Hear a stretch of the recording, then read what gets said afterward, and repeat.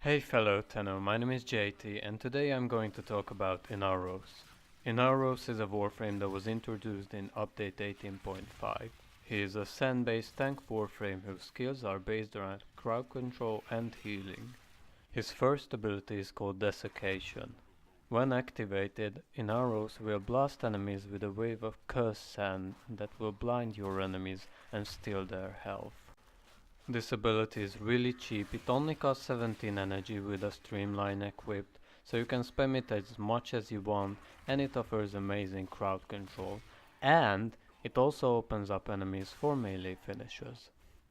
His second skill is called Devour, which when activated traps enemies in quicksand, and if you or your allies go up to the trapped enemy and hold X, you can basically just eat them for health. Om nom nom nom nom nom.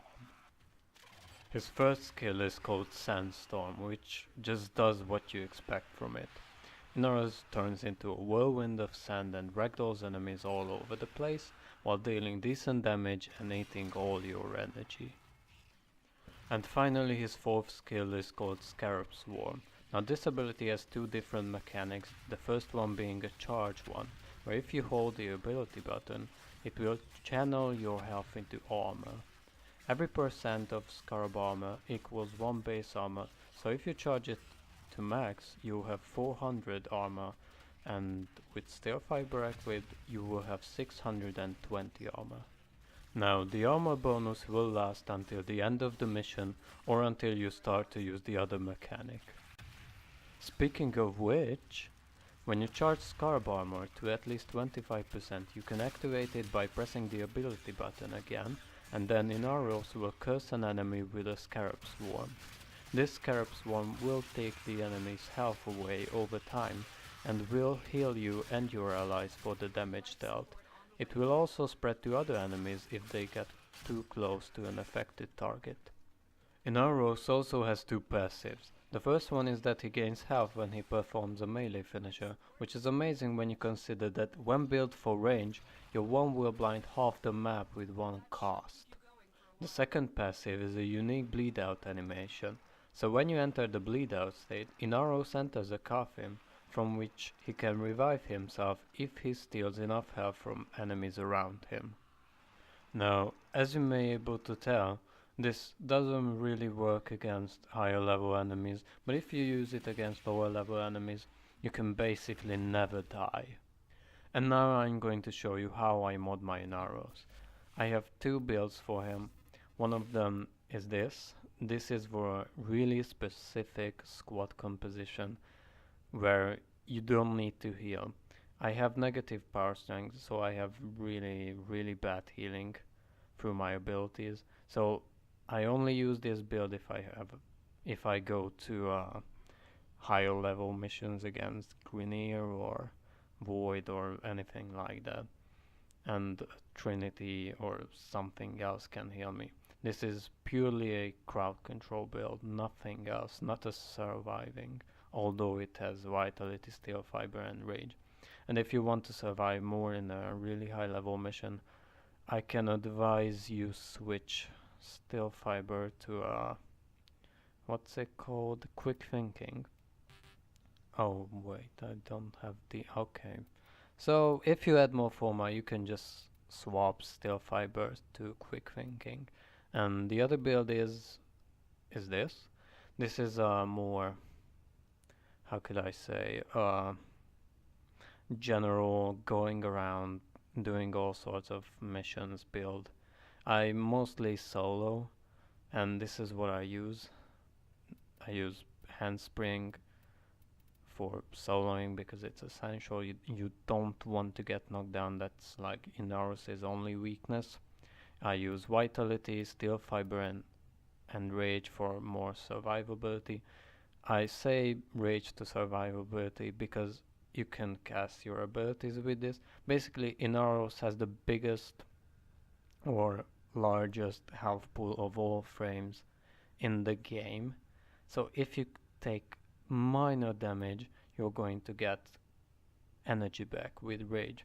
So this is really essential on Inaros. Now, for other stats, I use transient fortitude for more power strength. This is important because your heals will be better. You won't just stand there for hours gaining your health back. Prime continuity for more continuity, so your enemies are affected by your stuns for a longer period. Streamline because it just makes things easier. I mentioned that with Streamline your one costs 17 energy, so you can just spam the hell out of it. I also use Stretch, it's perfectly enough, you don't need overextended. Overextended is just going to ruin your day. Stretch is perfectly enough. It gives you a nice bit of range on your abilities. You don't need any more than that for soloing. And a choice of mine is Natural Talent, because I find is for when you recast it and cast the actual Scarab Swarm thing, that casting animation is really slow in my opinion, so that is why I use Natural Talent. But if you add more Forma, you can just put in Constitution for more power duration. Oh, and I also use Handspring because, as I mentioned, being knocked down is Inaros' only weakness. I'm looking for something else that you can put in. You could put in Cunning Drift for more range instead of Handspring. You can form out the dash polarity from here. You could add these Parker mods. I really actually like those, but I prefer Handspring for not being knocked down. But unfortunately, as with every other frame, Inaros also has some issues. For example, his coffin state should be able to revive you on every level, I think, and the biggest problem is that he relies very heavily on weapons to deal damage, because his abilities only deal a small amount, and this results in him struggling against level 100 plus enemies, which are quite common since the sorters exist. All in all, Inaros is a really unique and interesting frame, and he really worked his way into my heart. To be honest, he became my favorite frame. Being able to just tank everything as long as you want while having amazing crowd controllers is really what fits my playstyle. This is really how I wanted to play the game, and now with Inaros I'm finally able to. He's a very, very decent frame, and I can only recommend him. And if you enjoyed this video or found it in any way helpful, please don't forget to leave a rating on it. And if you want to see more Warframe from me, please subscribe to my channel. And thank you very much for watching. I'll see you in the next video.